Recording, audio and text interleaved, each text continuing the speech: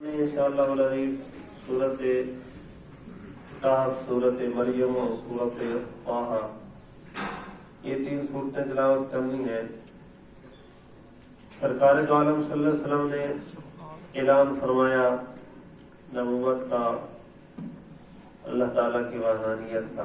कुरैश मक्का ने कहा यहूदियों की तरफ जो बंदे भेजे भाई तुम अहले किताब हो, किताब आसमानी किताब इल्म रखते हो, तुम हमें कोई बात बताओ, हम हुजूर से सवाल करें ताकि इनको जुटला सकें। कोई ऐसी बात तुम कहो जो तुम्हारी आसमानी हो, पता चल जाए। ये जवाब उन्होंने कहा तुम उनसे पूछो उन जवानों का किस्सा क्या है जो घर छोड़ के निकल गए थे, और दूसरा सवाल करो उस बंदे का किस्सा क्या है जो बंदा मशरिक मगरिब शुमाल जनूब तक गया, इतनी बड़ी कुव्वत वाला था। तीसरा रूह के बारे में सवाल करो। वैसे मक्का को समझा भेजा, हुजूर की बरगाह में आए।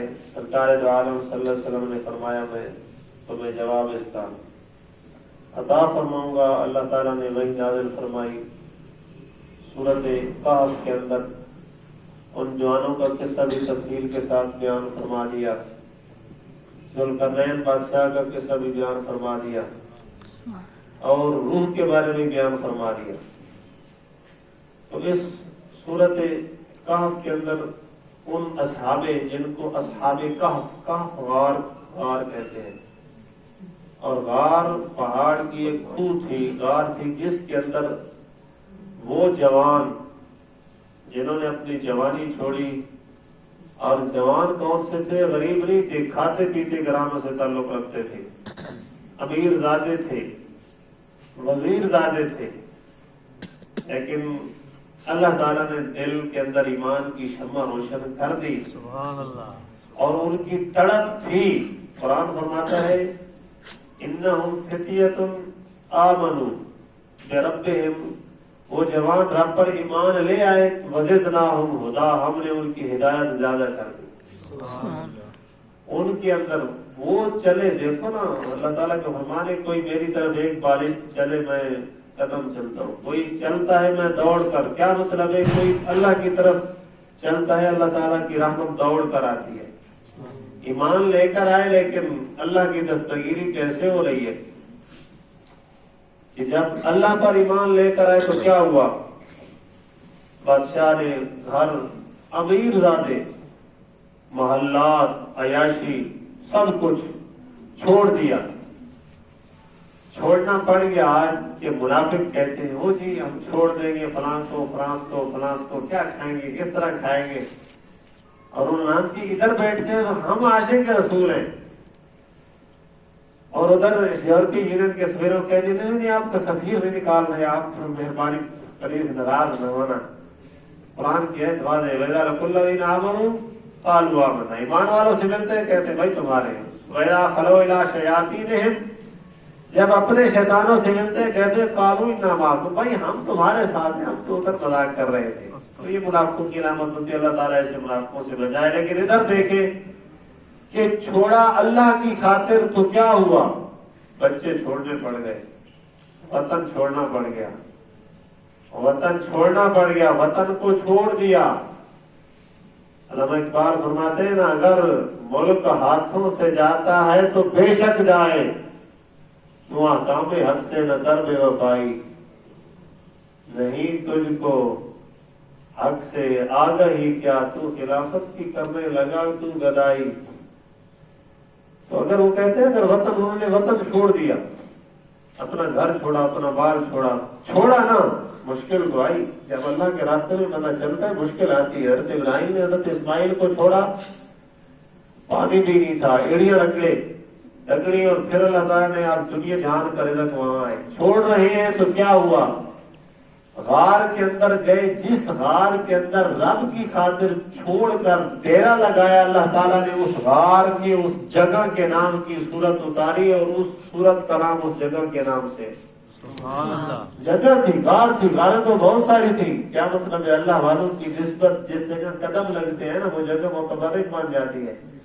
وہ معذر بن جاتی، وہ جی تم تعظیم کیوں کرتے ہو جی، وہ کہتے جی ایک بڑی مورتی، ایک کھڑی مورتی کو پوج رہا ہے اور تم بڑی مورتی کو پوج رہے ہو، اس کو قبر کہتے ہیں، قبر کو پوج رہے ہو، بھائی کون پوجتا ہے؟ کبھی کسی مسلمان نے قبر والے کو خدا سمجھا ہے، وہ فاتح درود کو پوجنا کہتے ہیں۔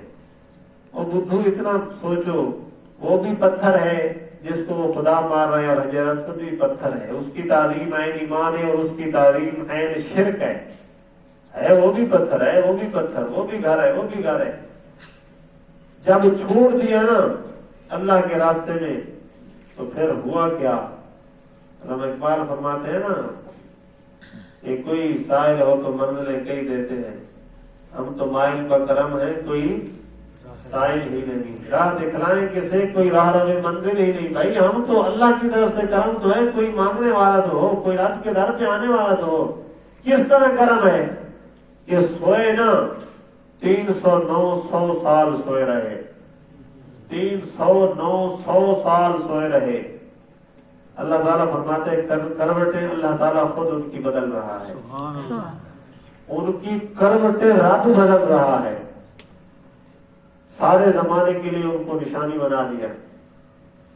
اور پھر اس کے اندر تو بہت ساری چیزیں ہیں کہ ان کے صدقے کتا بھی تھا، وہ بھی ان کے پاس چلا تو اللہ تعالیٰ نے اس کو بار بار وَقَلْبُهُمْ بَاسِطٌ ذِرَاعَيْهِ بِالْوَسِيدِ، اس کے بیٹھنے کا انداز بھی اللہ تعالیٰ نے ذکر فرمایا، پھر رات کے اندر سونے کی حالت بھی ذکر فرمائی، پھر سورج کا وہاں سے گزرنا فرمایا یہ سورج چلتا ہے، یہ میری تقدیر ہے، وَالشَّمْسُ تَجْرِي لِمُسْتَقَرٍّ لَهَا ذَلِكَ تَقْدِيرُ الْعَزِيزِ، یہ میری تقدیر ہے۔ لیکن اصحاب کہف کے اوپر سے آتا، اوپر غار کھلی تھی، دھوپ پڑتی تھی، اور الشمس سورج کو دیکھے گا، ان کی خاطر ہم نے سورج کا راستہ موڑ دیا، جب اوپر آتا تھا تو سورج مڑ جاتا تھا، جھک جاتا تھا۔ اللہ کے ولی سوئے ہوئے ہیں، اللہ تعالیٰ اپنی تقدیر بدل رہا ہے، سورج کے راستے موڑ رہا ہے۔ آگے حضرت موسیٰ علیہ السلام حضرت خضر علیہ السلام کی ملاقات کا واقعہ مذکور ہے کہ آپ ان کے پاس چلے گئے، پھر بہت ساری چیزیں کہ آپ نے ایک نوجوان، ایک یتیموں کی دیوار سیدھی کر لی، ایک بچے کو قتل کر دیا، ایک کشتی کا پھٹا توڑ دیا۔ یہ سارے کام بظاہر عقل کے خلاف تھے، لیکن حقیقت میں وہ فائدہ مند تھے۔ کیا مطلب ہے؟ کشتی پہ سوار ہوئے، انہوں نے کہا جی کرایہ نہیں لیتے، آپ نے پھٹا توڑ دیا۔ حضرت موسیٰ علیہ السلام سے راہ نہ کیا، انہوں نے کہا جی آپ نے اچھا بھلا کیا، انہوں نے کرایہ نہیں لیا اور آپ نے پھٹا توڑ دیا ہے۔ آپ نے فرمایا میں نے کہا تھا کہ تو صبر نہیں کر سکے گا۔ تو کیا ہوا؟ آگے ظالم بادشاہ بیٹھا تھا جو کشتی چھین رہا تھا، انہوں نے عیب لگا دیا کہ عیب والی صحیح ظالم کے ہاتھ نہ چڑھے۔ ظالم کے ہاتھ سے بزرگ فرماتے ہیں اگر بہن بیٹی عیب والی صحیح پر کسی ظالم کے ہاتھ نہ آئے، کوئی سمجھنے والا اسے سمجھے گا۔ وہ کہتے ہیں نا جی یہ عیب ہے، فلاں جو ہے نا وہ جدید تعلیم تھی، وہ ماشاءاللہ شعور پا گئی، وہ تو نہیں تو وہ تو بے شعوری رہے گی۔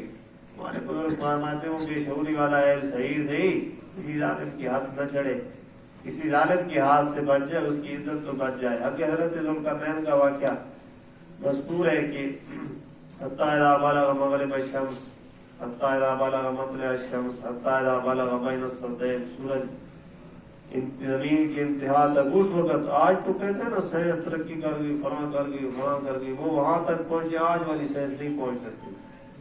آپ تو بڑے دور کیوں جاتے ہیں؟ یہ بھیا عرب کراچی کے آگے سمندر ہے، سمندر کے آگے جو ہے نا جہاز لے جائیں، ادھر کوئی سیٹلائٹ کام نہیں کرتی، کوئی جدید سے جدید دورمن طیارہ کام نہیں کرتا، کوئی بھی نہیں، آگے یہ ہر چیز ختم ہو جاتی ہے، آگے نہیں جا سکتی بس، اور پتہ نہیں دعوے کہاں تک ہے، کوئی زمین کی وسعت کو ماپ نہیں سکتا۔